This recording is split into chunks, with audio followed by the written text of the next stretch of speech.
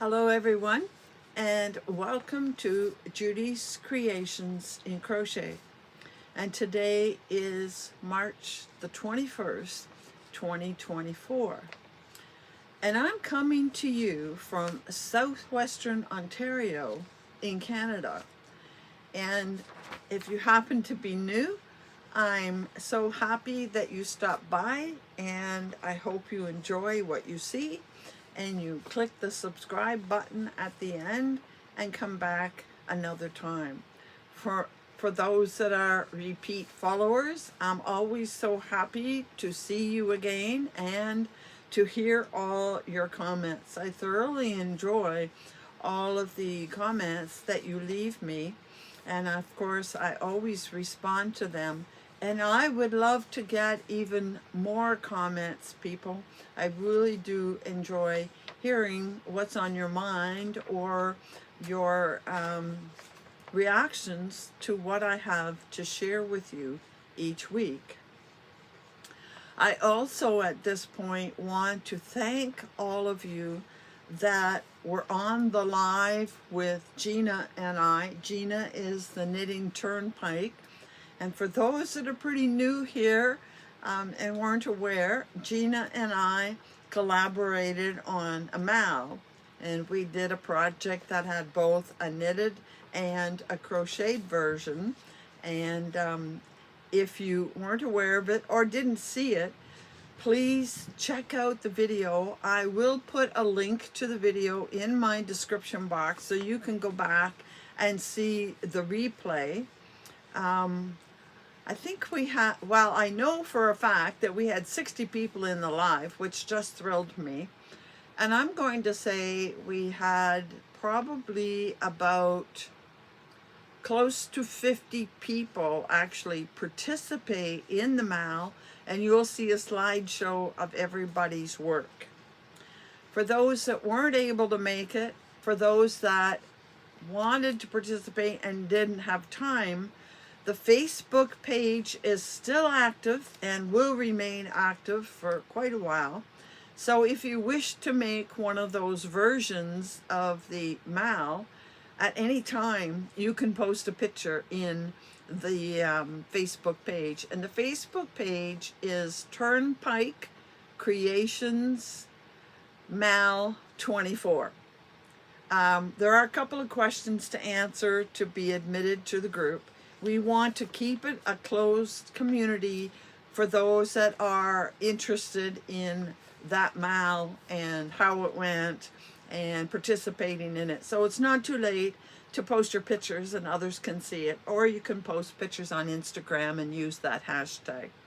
But I just want to thank all of you that participated or were in the live and encouraging people that were showing their work. It was a good time. And if you weren't there to hear it, Gina and I are going to do another collaboration next spring. I think once a year is enough, and the spring seems to be a good time to do that. So we have an idea or two in mind, and we're going to start working on that very soon. So thanks to all of you for being there, participating, and encouraging others.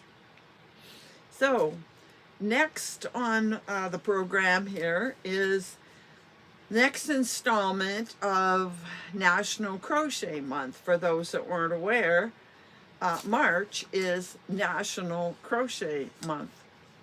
And I don't know if they celebrate it other places. And national doesn't mean just the US. I know in Canada we're doing it as well. I thought I saw it in Canada, so I don't know. I'd like to call it the International Crochet Month. And I have been responding to some of these challenge items that were first put out by Ola Joe, and I have done a few of them up to this point. Some of them I can gloss over real quick, and some of them I'm not going to respond to at all. But last week, if you're interested, I talked about my crochet journey. So I'm going to move on to item 12 on this list, and it is favorite yarn. Picking one single favorite yarn is kind of hard, although I have to tell you, this is made out of, I didn't mention what I'm wearing. This is a sweater made with latte cakes from Karen. I finished it a month or so ago, and you'll see where I talked about it a bit on one of my weekly podcasts. And if you made me pick just one yarn that was absolutely my favorite, I probably would pick latte. Although latte cake is not appropriate for a lot of the things I make. I love the yarn, but I wouldn't be making my nice, beautiful shawls and things like that out of latte cake. I love it. I do love it. If I had to pick a favorite company of yarn, obviously it would be Expression Fiber Arts, EFA. I love their hand-dyed yarns because they have so many bases. Now they have a few I don't like, but they have a number that I really, really like. And within the EFA spectrum, I would say one of my favorites is Oasis Fingering. It's just beautiful. But there are a number of EFA yarns I like, and I have been working through them, doing reviews on some of their yarns. So again, if you look back, you will see where I have talked about different EFA yarns, and there's a lot more to review coming. Next one I don't think is worth talking about. My three crocheters I love. I'm not going to try to even answer that one. Blanket, I don't know what we're supposed to say about Blanket. Crocheting in public, generally I don't, not because I wouldn't, but because I'm never anywhere that I would crochet. Although when we're riding the train to the Fiber Festival, I'll be crocheting there. But I don't know what I'm supposed to say about that. Something for me, something I've made for me, where here we go. This sweater works. Favorite pattern. Well, you know I like CJ Brady patterns, and I don't have a favorite of hers, but she's my favorite designer likely.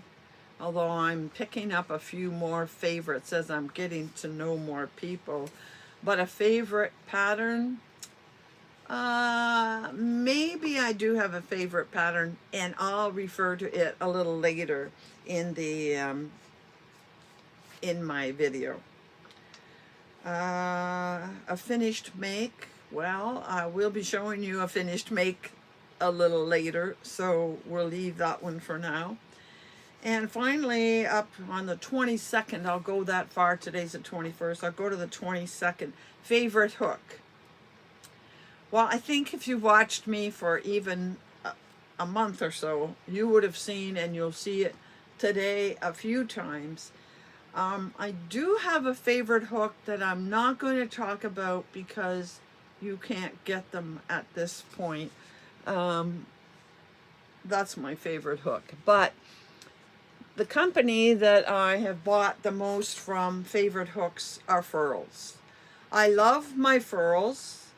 They are extremely comfortable in my hands, especially given that I am a pencil holder.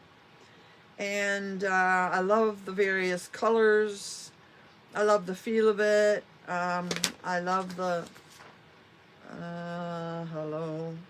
I love the deep throat it has. I have one complaint about them. You have to be careful. They drop on the floor and they break. I haven't had the big ones break, but my number 4s, which I use the most, they break here. They're fragile if they fall on the floor. So I have to tell you, I've just started, and maybe they will become my favorite, I don't know, but I've just started to order from Amazon a hook called Omni, O-M-N-I. They look very much like a Furls, but they put a couple of grooves in the end, and So far, I'm liking them. I just got some on the weekend. I had one way back in the past that I use now and then, but I didn't think about it much until I broke another furls at the end of last week. So, in fours, you know, I like to have quite a few fours. So I went looking and I found the Omnis and I ordered, I don't know, 3 or 4 of them in a number 4. One was wooden. I used it a bit. What I was using it with didn't work. The wood wasn't the best, so I had to change to something else. So I will at some point get back to you with an update on how I feel about the Omni hooks in general. But for right now, my favorite hook is still furls. And if you ask me your favorite size, I would probably say a number 4. So I'll just put that back there. So I'm going to leave National Crochet Month, and I will finish off the rest of the month next week. There are 3 or 4 there that I will talk about. I don't know if you're doing anything to celebrate National Crochet Month, but I hope you're doing lots of stitching to celebrate the month. All right, today our focus is on a designer. I told you I would be talking about a new designer today, and this is a designer that I've just really become aware of in the last, maybe month at the most. Not to say I hadn't done a pattern of hers before, but I really wasn't paying attention. And then I saw a pattern of hers on Instagram. And that designer that I'm talking about is Mariana Muller. And on Instagram, you will see her as Sweet Crochet Dreams. And on Instagram, it was this pattern that I saw. And this is called, I know now why there's this fold. When I block it, you know, it's wet, I block it, you have to fold it in half. And so drying, fold it in half, put this fold that you can see in it. So I don't know how you would block a cowl and not get a line like that on both sides. I don't know. Anyway, this is called Teal Tides Cowl, and it's made with a DK. I made it with DK's alpaca silk DK from Expression Fiber Arts. I absolutely love that yarn, and this pattern was pretty straightforward. And when I was finished making it, I realized that just, I don't know, a week or 2 before that, I'd finished this pattern. I'll bring it up where you can see it.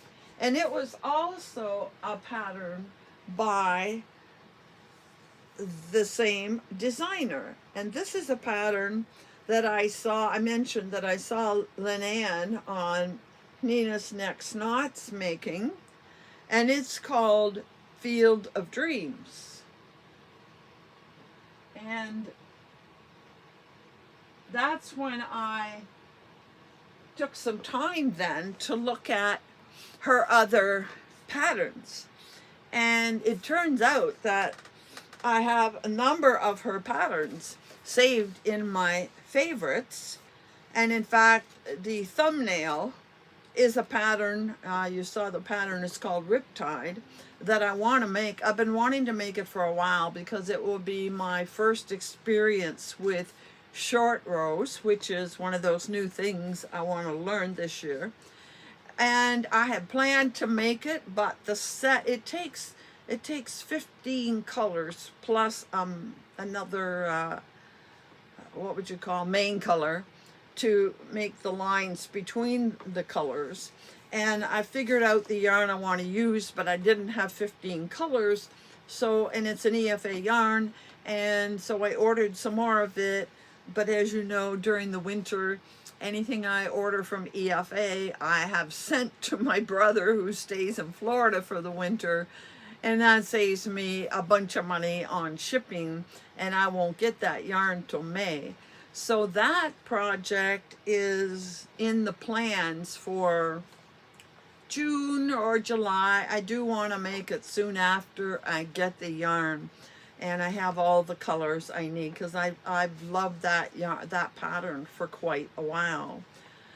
Also, when I was looking through her patterns, I discovered I had made another pattern of hers last summer, and it's called Comian Shawl, I guess. And I don't know how many of you remember this, but it was the one that required 4 colors. I was looking for a pattern to take 4 colors, and I did this all in sparkle except for 1 color. And here is Comian's shawl. And I don't know if you remember me saying this, but when I got this far and I was using these colors together, I said, oh, I absolutely love those colors. And so I probably didn't do quite as many rows as I should have here, because it was getting quite long. And I definitely cut this one short. Let me turn this. And the reason was I wanted to use these 2 yarns in another pattern. I like the 2 colors together. I'll put a picture in here real quick of the shawl that I did make at the time using these. And I think I want to put this shawl on right now. It's quite long. I could have made it much shorter. I could have made it with 2 colors or 3 colors and cut it back. It wasn't hard.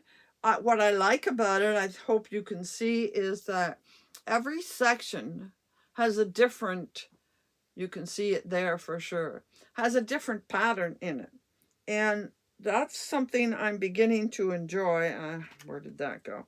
Is finding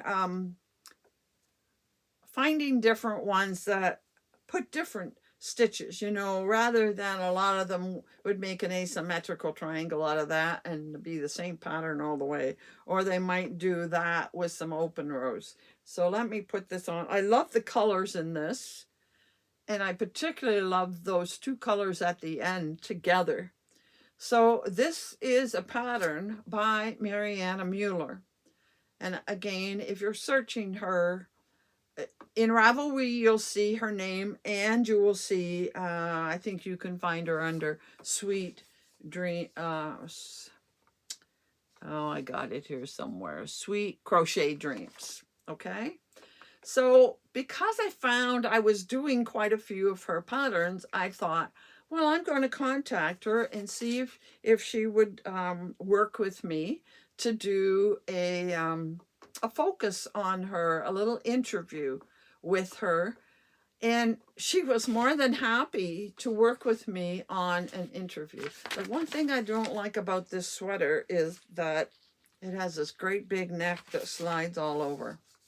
So anyway, I'm first going to give you a little background on her, and then I'm going to give you the information that I got through the interview. And first of all, I want to say thank you very much, Mariana, for cooperating with me. One of the things I discovered quick on when I was looking at her patterns is that she is from South Africa. And just a little bit about her personally. I won't share all of the facts she gave me, but she, like I said, she lives in South Africa with her husband of 28 years, and she has a grown son, and she works full-time as a payroll manager, and she loves to scrapbook and do calligraphy and journaling. But she says crocheting and designing takes an awful lot of her free time, so she doesn't get a lot of time of her other hobbies. She and her husband love to camp, and she has an inner circle of close friends that she met 3 years ago, which helped her come out of her shell, you might say, because she considered herself a bit of a hermit. So she has now made this circle of friends, and it's a safe space, and she really enjoys spending time with them. And one last piece of personal information. She says that she is very much a family person, and she has a sister in her family who emigrated to the U.S.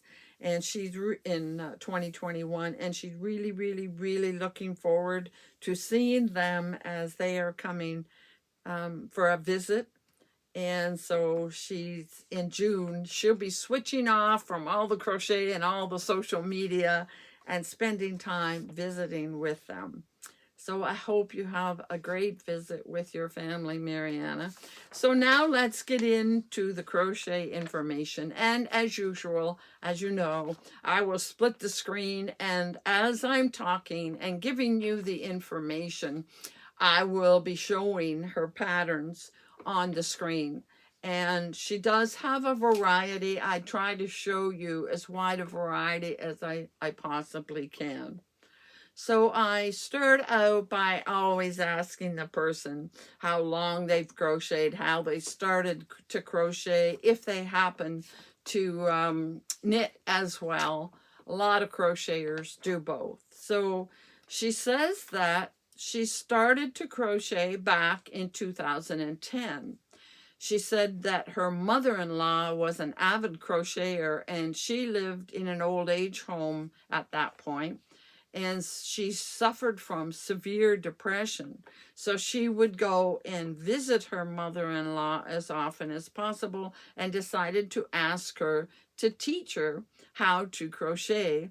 That would give her mother-in-law some purpose and take her mind off, her circumstances.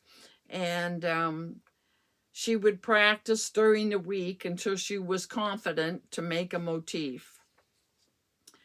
She said that when her mother-in-law passed away in 2017, so she'd been crocheting a while at that point, and they went to clear things out, she found that her mother-in-law had kept that very first motif. I know that if I can knit, but she said something about, I know I can knit, but it's very basic, and I don't knit, as I find the motion of knitting to be hard on her wrist. And she's not really in the mindset to spend time knitting, probably much like me, and she spends her time crocheting. I know I messed up some of what she said there. Sorry about that. So the obvious next question is, how do you get from crocheting for enjoyment, as most of us do, how do you get into designing, and when did she start designing? Now remember, she started crocheting in 2010, so she's a fairly new designer. She said she started out pattern testing in 2018, and I think many of you probably have done that. She said she was fortunate enough to be heavily involved in pattern testing for Susanna Kate. I'm not familiar with that person. And she's also known as Pepper Goose. And she said that opened her eyes to different techniques and someone else's patterns. And it made her want to give expression to her own ideas. So at the end of 2019, she published her first pattern called Living Coral Cowl, which has since been retired. And since then, she's published close to 50 patterns, some self-published, some commissioned. And since she works full-time, it still remains a hobby for her. But one of the good things that came out of lockdown was the fact that she could put a lot more time and energy into her crochet business during 2020, when we all were forced to stay home. So she's a relatively new designer, but I know we're going to see lots more from her, because I suspect she really enjoys it. I asked what her favorite thing is to crochet and what her favorite thing is to design. She says in her early years of crocheting, she crocheted so many blankets that she's over it. And I know exactly. That's what my thing was. Remember when I told you I came back to crocheting in 2015? I crocheted so many blankets for charity. I really don't enjoy them anymore. So she's over that. And if she is to crochet something from another designer, it would likely be a garment. And she says she has an affinity for cardigans. She has an immense appreciation for crochet garment designers, and she loves garments. And I love garments where I must think. So in other words, where there's special design items in it. So the more complex the construction or stitches, the happier she is. She says, my favorite make was when I tested the Sashiko Happy Coat from Pepper Goose Designs. I could have gotten a picture, but I didn't want to bother her with asking for more pictures. But she says her favorite thing to design is a shawl. And I'm really happy about that, Mariana, because my favorite thing to make is a shawl or an asymmetrical triangle, although a lot of people call those shawls. There are so many shapes that you can design a shawl in and so many ways you can wear it. So it's the ultimate accessory in her opinion.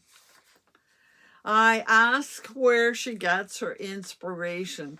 If you've listened to many designers and even some that I have interviewed and shared with, you know, you hear a lot of them say, I get my inspiration from nature. Her first sentence was, not from nature. I got a kick out of that. I always find it funny when people say they find inspiration from nature or from looking at a building or some object.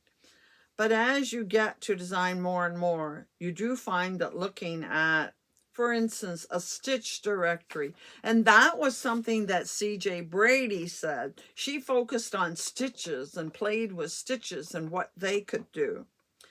She says that when you focus on them, you think of ways to use different stitches together. There are only so many stitches available to use, but designing is ultimately how you put those stitches together to create something beautiful. And I agree. I also find a lot of inspiration from knitting patterns. You know, we've had a bit of that discussion about knitting and crochet. And that's what our mal was about, the equivalent pattern in knit and crochet. Crocheters are seen to be, well, we don't crochet things that are as beautiful as knit. And here is a designer, I think, that is here to prove them wrong. And that's how I feel. She says she would see something that is knitted and her mind would wander to how I can recreate that in crochet. My kind of lady. I had the opportunity to create a crocheted version of the Foxtrot shawl by Jane Renton after meeting her at a retreat. Now again, I'm not familiar with the Foxtrot shawl. I will look it up. And she says the Take Two shawl is my take on her beautiful design. So I'm going to look the two of them up. Now again, Mariana says she would send me a photo of both shawls together, and I may just ask her to send me that particular picture. And if they look like almost identical, that would be a good idea for our mal next year. We'll have to give that some thought. She says, while I am busy with one design, I would often think how I can use the same stitch pattern in another pattern. For instance, I designed the Frosted Pathways cardie with the linked double treble stitch, and one of my testers did a fade, and I knew I wanted to do something with the same stitch, but with an advent set. And the Frosted Pathways cowl was born. That's another interesting, way that people get their inspirations. Do you find that when you're stitching something, all of a sudden you have all these other things you want to stitch? You have your mind somewhere else. I asked if the design actually determined her yarn choice, or if it was the yarn that inspired a design, because I have heard people say, oh, they see this beautiful yarn and they know they have to do something with it, and if they're a designer, they come up with a design for it. If you're a stitcher like us, you just have to find the perfect pattern for that particular yarn. She says, though, in her case, the design most often determines the yarn choice. She says that she could count on one hand the number of times where first she had the yarn and knew it had to become X, Y, or Z, a specific pattern. That's why I don't have a huge collection stash of yarn. She and I are not alike. I mostly buy yarn when I already have a plan for it. I wish I could do that, you know. Okay, I want to make this pattern, I will buy that yarn. I love color, I love having it around me, and I love when it's time to make a pattern, having the choice of all this yarn that I have. But I can understand as a designer that, you know, you have ideas in your head and they begin to take shape in a design. Then you're thinking, okay, the look I have in my head, I need a specific yarn, and you have to go looking for that yarn. I do understand that. So I mostly buy yarn when I already have a plan for it. But I do also buy yarns just because they are pretty. That's me in a nutshell. You'll notice, because she makes the items that are finer, like this definitely called for fingering. This is DK, this is fingering. And I do have one more of her designs I will show you in a minute. A lot of them are made with finer yarns when you look at her patterns, and some are even made with advents. So I said that I see that many of her designs lend themselves to hand-dyed yarn. So I asked, what is her favorite fiber or base? And also, does she have a favorite dyer? She says, and I agree with her here, I have a weak spot for hand-dyed yarn. You know, once you've tried it, once you've worked at it, I think most people end up with a weak spot for hand-dyed yarn. And she says that she will use them 9 out of 10 times when designing. I believe South Africa produced some of the best merino in the world. And compared to other countries, it really is an affordable option here. You know, I don't know if I've ever seen anywhere in the market where people are saying they have merino from South Africa. But, you know, after that comment, I am going to go and do a deeper dive and look for some. She says her current obsession is for 90% merino and 10% linen. Now, I'm not a huge fan of linen. The linen I've had is often very stiff, but I do have a linen from EFA that feels better than most, and I plan to make something out of it very soon. That's a discussion for another day. She says that it has the most amazing drape. And if I were to choose one fiber to use for the rest of my life, that would be it. Very interesting. Merino, 90% merino, 10% linen. So I must get a hold of some of this yarn that she is using to feel it, because even that yarn that's nice, I still feel a bit of the stiffness of the linen. So I'd like to experience some like what she's feeling. And she says that there are some amazing indie dyers in South Africa. Obviously, she deals with dyers around her. And, you know, being where we are on the other side of the country, we tend to deal with our local dyers and don't often hear about others in other countries. But you know, I like to try yarn from everywhere. Last week, I showed you yarn from Australia, and I get yarn frequently from the UK, and I will be talking about yarn from another place a little later today. So she says there are some amazing indie dyers in South Africa, and some of her favorites are Naughty Habit and Miss Lamott. They both are masters at their craft, and she has a very good relationship with both of them.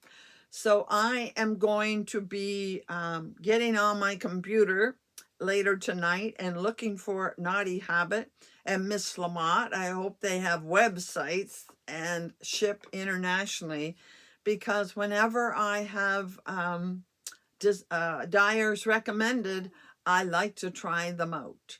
I like to experience as many different dyers as I possibly can.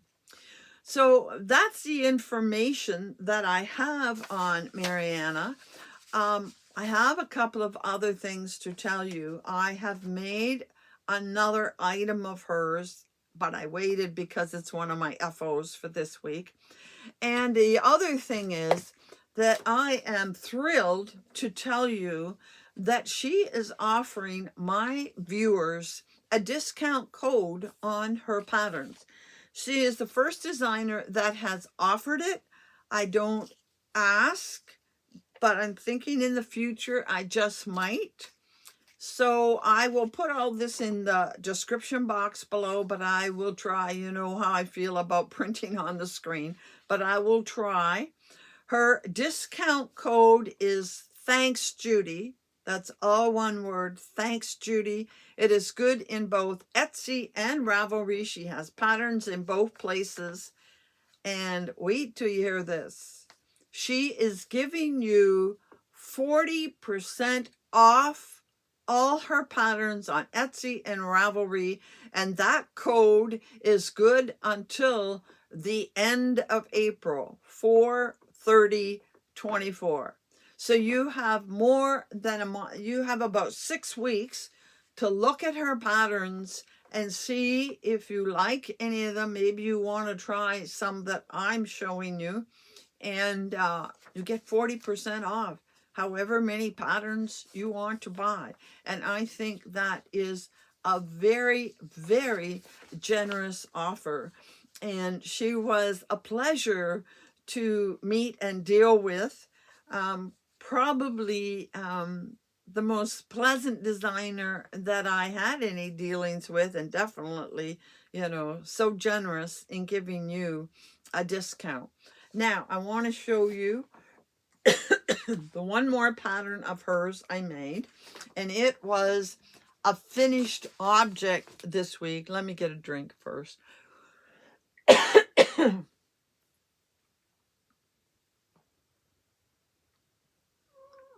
It is my finished object this week. I'm not going to go into a lot of detail because I am going to show it again next week, as this is my March item for the bird Mal. And this is called Fuchsia Fichu. It uses 3 colors, and I'm just going to give you a brief look at it. These are the colors from my tropical bird, and I will show it to you in detail next week. And I'll talk about the shape of it. It is a little bit unique.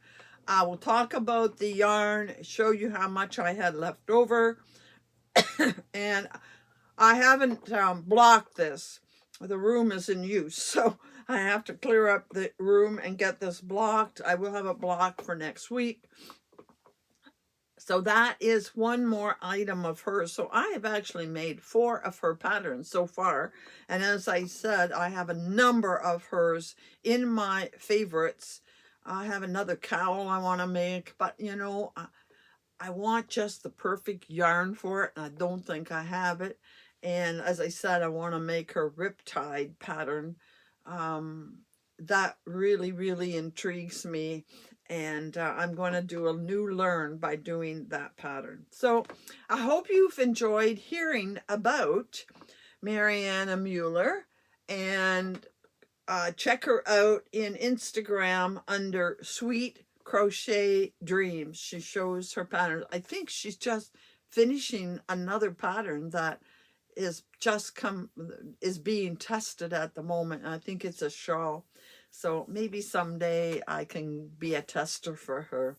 But anyway, that's what I had to show you and tell you about her patterns. I hope you will all go over and check out her patterns and see if there's something there you like, and use that generous discount she's given us. Thank you very much, Mariana.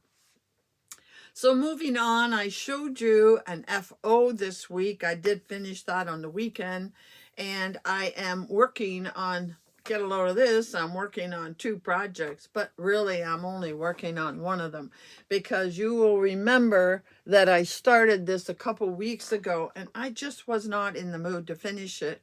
And it was the Starlight Shawl, and it's the one you helped me choose the yarn, and I got the variegated one done, and now it gets finished with this. And I didn't bring it with me, but it has beads in this part.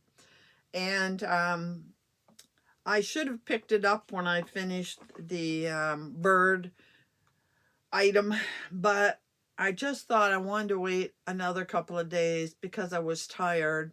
And so I picked up something easier to do, but I'll finish it in the next couple of days. Then I will go back to this and work on it with the beads, because it's still my goal.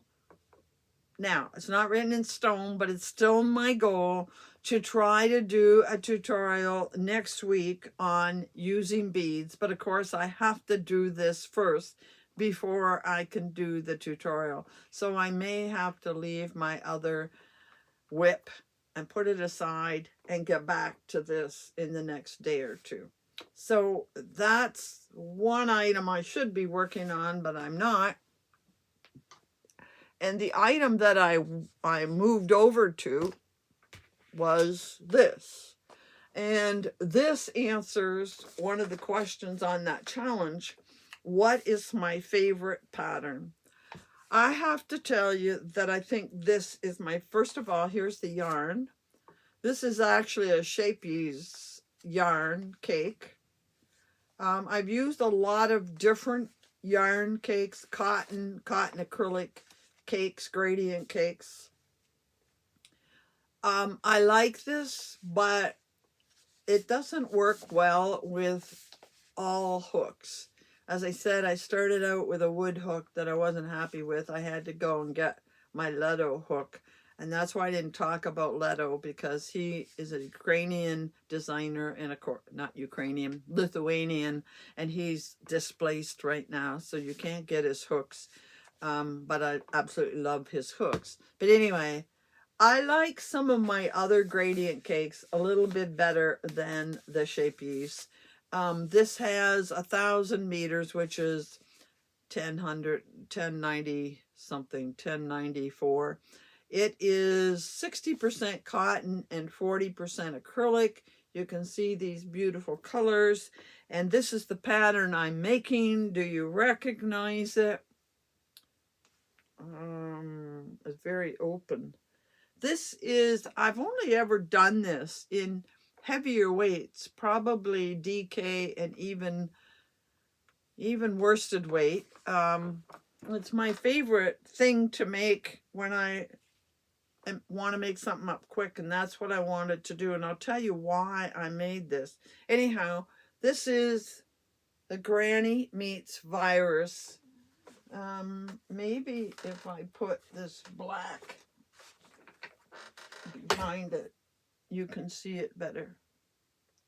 Well, you can't see it with the yarn all over the place.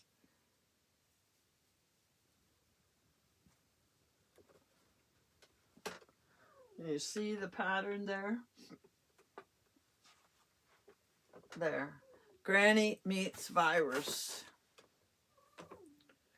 So you get the virus stitch, and then you get a section of Granny, then you get 3 more rows of Virus, and now I'm into the second section of Granny, and it will get lighter. You can see it getting lighter there at the bottom. I think this is going to be beautiful. And the reason I started on this at this point, first of all, I wanted something easier to work on. And second of all, I'm going to get very, very busy making a few shawls and such from these kind of cakes, because it turns out that the summer craft show, you might call it, that I went in 2 years ago in June, and it was the very end of June, not good timing. They are bringing it back this year, but it's going to be the first weekend in June. And so I decided it's local. It's in my own city. When I did it 2 years ago, I made quite a few hats. I took loveys, I had shawls, and a variety of other things. And I decided I'm going to do it again because it's about the only thing locally that I can participate in. So this one is the summer one. And of course, as you know, I did the one in Sarnia in the fall. So I thought, oh, this is a way to sell some of the things I make with cottons and other lightweight things in the nice weather, and then I can make the heavier items like I've been making, the bandana cowl hoodies. I can sell them in the fall. So I thought, I don't have a lot of cotton shawls. Most of the shawls I make are for donation. So I thought I'd make a few. And I'm also going to make, using the gradient cakes, I'm going to make some cotton acrylic ponchos in light weight. So I thought, you know, I only have 2 months. That's not a lot of time, so I better get busy. So that's why I got busy at this shawl, and I haven't made one in a while. And when I looked at it in these cottons, I thought, oh, I absolutely love this. Yes, I think it is my favorite pattern at this point. And I'm going to make a couple more. I have another Stenley cake, gradient cake, with a matching mohair. And I'm going to put them together. I showed it to you once. Couldn't find it today when I was looking for it. And I'm going to make a shawl with those two together. And I think I'll make this pattern again, because I really and truly love this pattern. So that's what I'm working on these days. Those are my whips. Next, very quickly, I want to thank those that participated in my D-Stash yarn sale. I do have some left over, so what I'm going to do is I'm going to bring them all together in one picture, just the fingering weights. Some are double cakes, but most are a single cake. And I'm going to take one picture. I haven't done it yet. So what I'm going to do is take one picture, and I'm going to be quiet for a moment while I show you that picture up close in good light.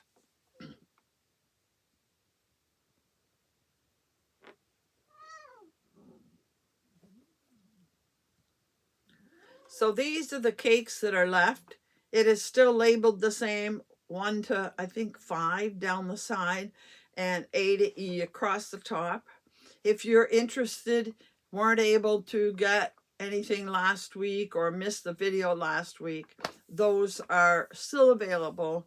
And just email me and let me know if you're interested in any of those.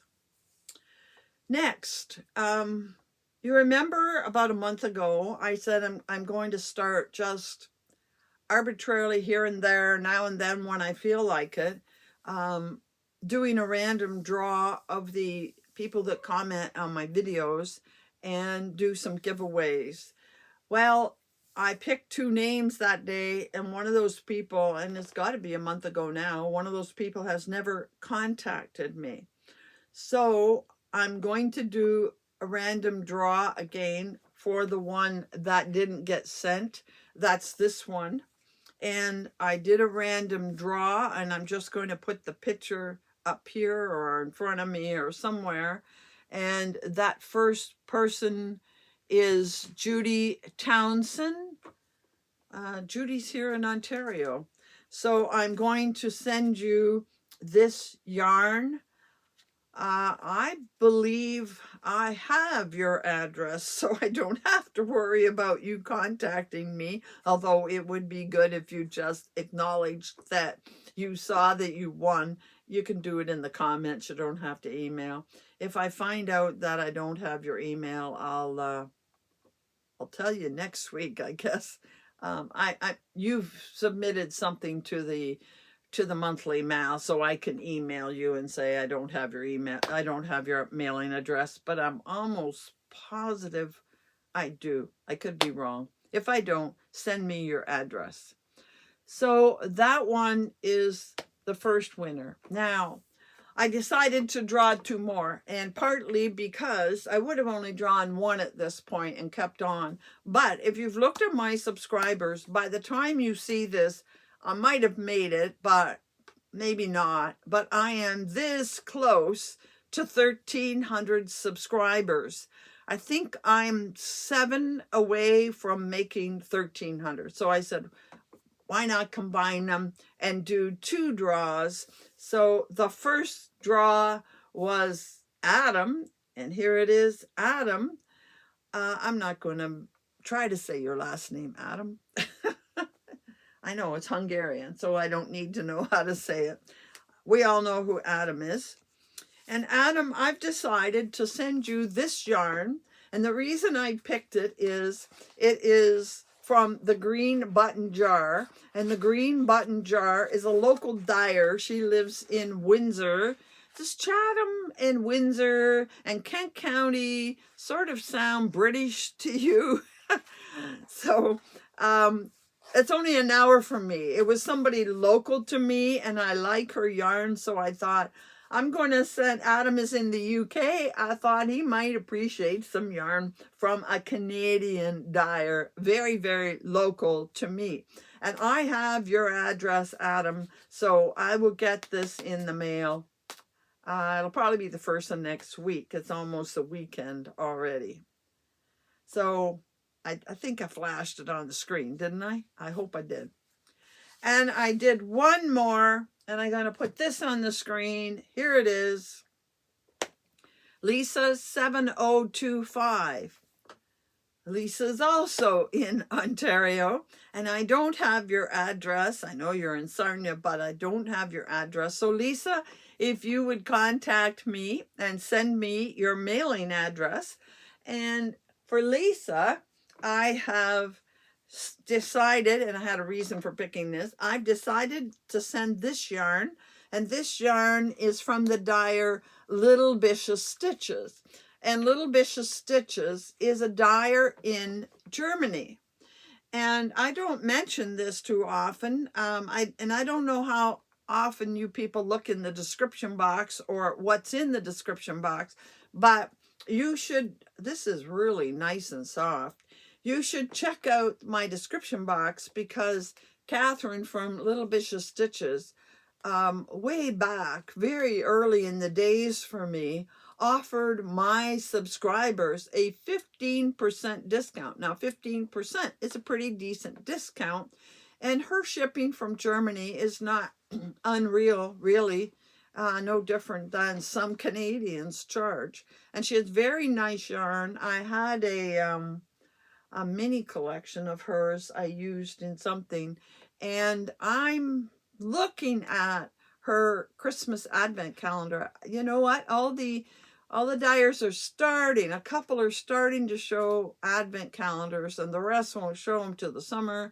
And it's pretty hard, but now is the time to start looking into them. I had a discussion with Diane about what we're going to get, and we're not going to get the same thing. So anyway, I thought it might be a good time to bring forth this yarn. This will go in the mail to you, Lisa, when I get your mailing address. And to the rest of you, check out Little Bishop Stitches. She makes nice yarn, and there is a discount code there in the description box that you can use if you purchase something from her. So that brings us to the end. I'm not showing you an acquisition this week, but I expect to have hopefully all going well, I'll have my three subscription boxes to show you next week. One I have received, the other I know is in the mail, and the third one, I don't know. I think it's going in the mail soon, and they're all in Canada. So if I'm lucky, I'll have them next week. So then I will have some acquisitions to show you. But that brings us to the end for this week. I really, really hope I'm going to be doing a tutorial next week on beading. If I don't get to it, it might be the following week, but I will do my best to be prepared for that. So I thank you for being with me again. I hope you'll be back next week to see what we have to talk about. And until then, happy hooking.